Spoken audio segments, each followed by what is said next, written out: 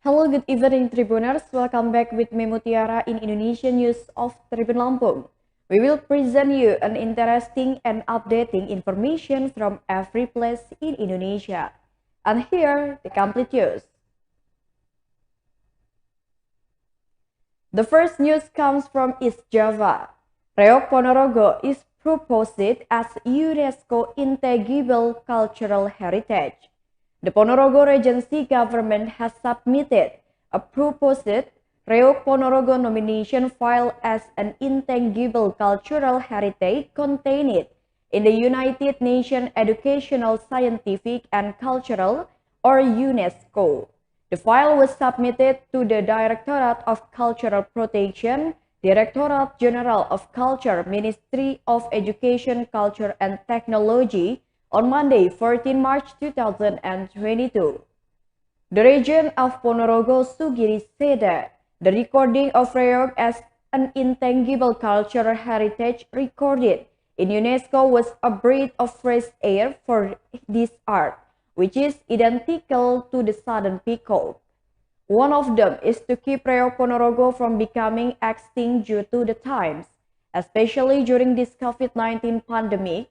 There are a lot of tightening of community social activities so that Reok performances are also limited. In addition, once registered in UNESCO, Reok will not be claimed by any country, even though Reok can appear anywhere. In addition, according to Sugiri Reok, Adiluhung culture is very unique because it can combine the arts of marks, dance, martial arts, and music.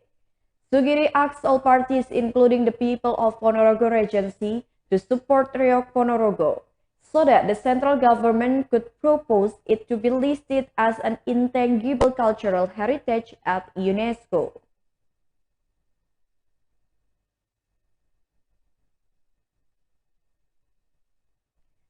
The next news comes from Cirebon.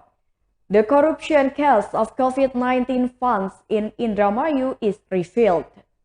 The suspect in the corruption case of COVID-19 funds in Indramayu Regency was finally revealed by the Indramayu Reserve Police. This corruption case is related to the procurement of scuba cloth masks by the Regional Disaster Management Agency of Indramayu Regency in the fiscal year of 2022. In total, 4 suspects have been arrested by the police. Indramayu Reserve Police Chief Police Grand Commissioner Adjutant M. Lukman Sharif said 2 of them were officials or state civil apparatus of the Indramayu Regional Disaster Management Agency, namely DD and CY, while the other 2 suspects are private parties, namely BDR as the provider of masks and PTR as the provider of masks whose company flag borrowed.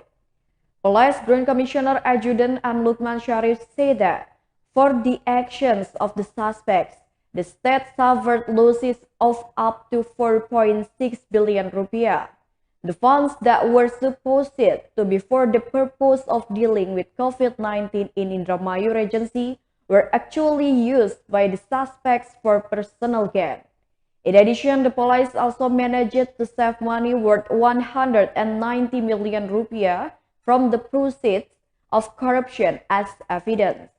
Other evidence that was also secured by the police included contract documents, goods delivery documents, evidence of cash withdrawals, bank statements, official notice, labor cost plans, money receipts records, and so on. Currently, the case is complete or ready to be transferred to the prosecutor's office.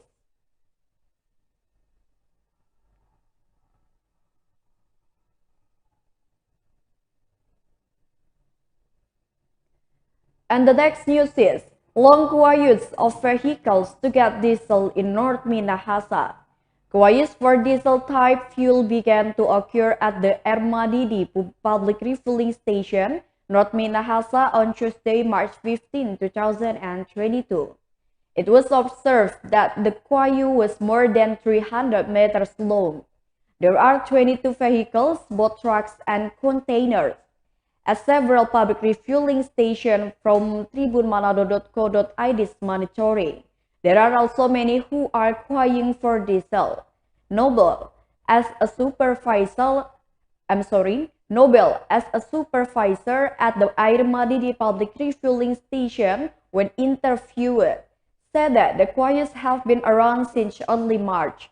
He said even though the stock of solar every day is the same as the days when there are no queues. He continued, usually it's late, solar doesn't run out, so it's sold again in the morning. He also mentioned that the Air Madidi public refueling station does not serve purchases using gallons because this diesel is subsidized.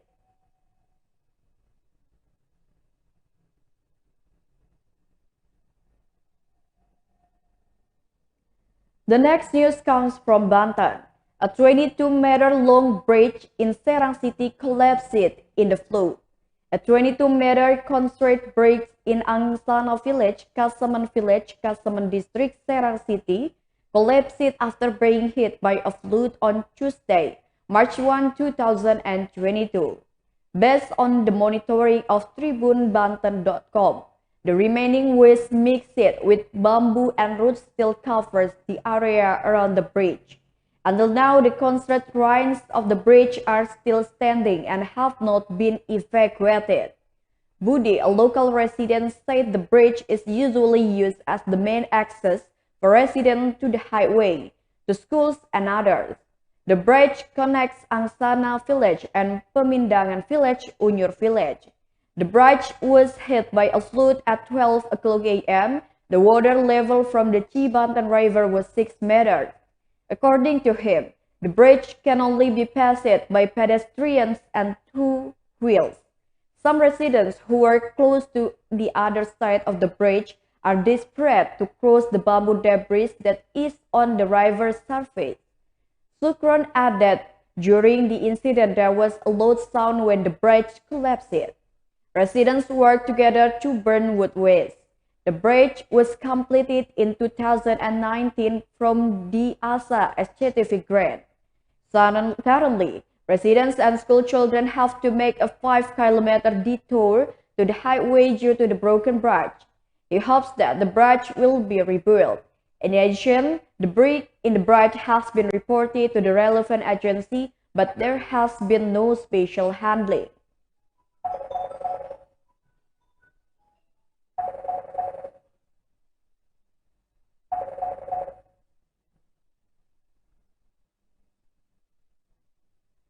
The next news is, North Kalimantan Regional Police destroy drugs weighing 30.72 kilograms.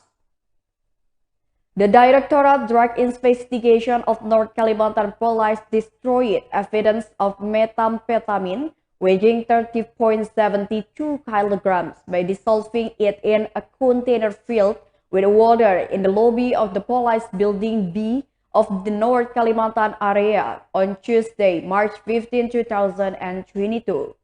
The head of the North Kalimantan Regional Police, Inspector General of Police Daniel Aditya Jaya, revealed that the drugs that were destroyed came from 2 suspects who had been arrested.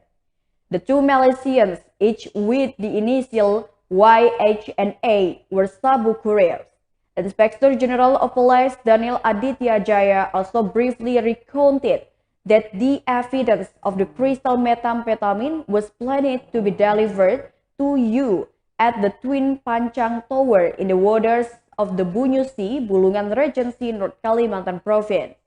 Even the 28 packs of methamphetamine were apparently carefully prepared by Y, who is also a resident of Tawau, Malaysia, into a speedboat belonging to the 2 suspects who were couriers. Meanwhile, said Inspector General of Police Daniel Aditya Jaya, after checking evidence and dissolving methamphetamine in a container filled with water, in the near future, the trial process, phase 1, will also take place tomorrow.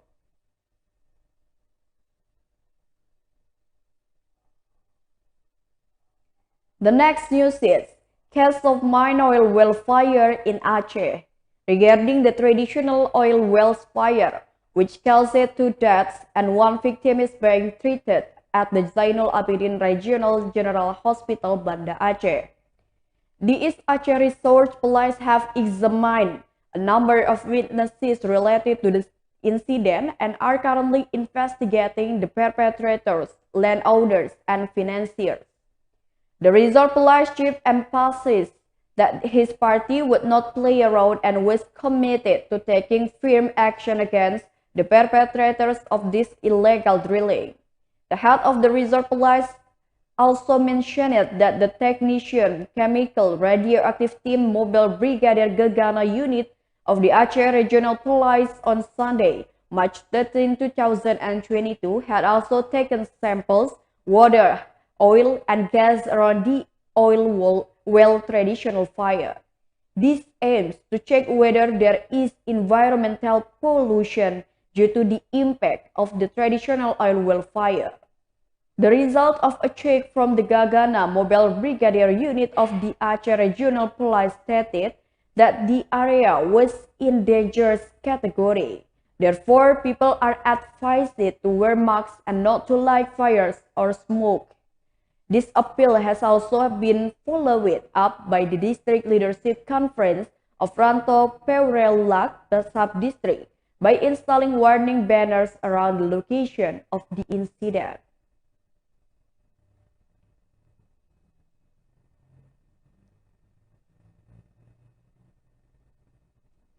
And the last news comes from Pekanbaru. A big truck in Pelalawan district walked backwards and hit a house. A large heavy truck backed up and hit a resident's house on East Causeway, Pelalawan, Regency Riau last Monday, 14 March. The video went viral on social media, which was uploaded and shared by many people. On the Info Pangker Instagram account, the 2-minute and 18-second video was liked by hundreds of netizens. It is stated in the video that the incident when the truck backed into a resident house on the side of the road occurred on East Causeway, Ukui Dua Village, Ukui District in the morning. The video recorder was a man who explained it that the scene was near to the Ukui Dua public refueling station. A loaded truck such as a machine or a large tool made of iron hit a building made of planks and wood. He highlighted it. The condition of the semi-permanent house, which was damaged by being hit by the back of the truck. The situation around the location of the incident was also recorded, and several residents were seen panicking and busy checking the condition in the house, while continuously playing videos from his cell phone. The recorder interacts with the local community to make sure that no one is in the house. In addition, the recorder and the surrounding community area looking for the whereabouts of the driver who was not seen. Residents suspected that the brakes of the truck failed and there was no driver in the driver's seat, so they walked backwards into a resident house. The head of the Pelalawan Reserve Police Grand Commissioner Adjutant Guntur Muhammad Tarik, through the head of the Traffic Unit Police Commissioner Adjutant Lili Sulfiani, when confirmed the single accident experienced by the heavy truck. Place of incident case on East Cross Road, kilometers 146, Ukui Dua Village, Ukui District. Unit head Lili explained that initially the truck with police number BG 8640 LK stopped at the courtyard of the Nilam Sari Jalintim restaurant, kilometers 146 in Ukui Dua Village. The big car was driven by Juni Ali Sabar. It is not known the purpose of the car to stop resting or eating. Suddenly, the big truck was running backwards, so that it crashed into the house of the resident behind it and was badly damaged.